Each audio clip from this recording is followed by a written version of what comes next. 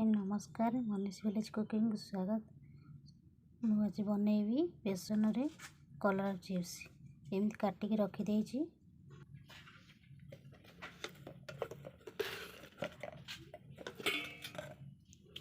हलदी गुंड पकेली,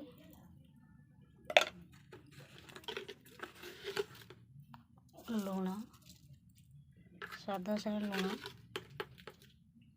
तो लंका भी चाहिए पकई पारे, भलरे घोड़े दब।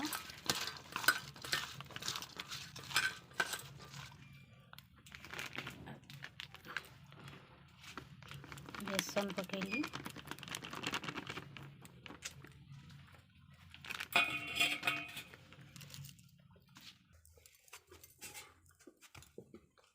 पानी दब को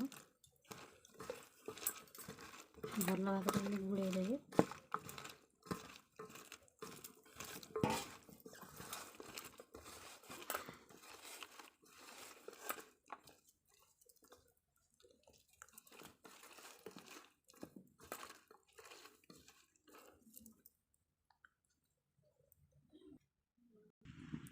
अल्प तेल में छाणी, कड़े तेल तातिला, तेल गरम हो गया।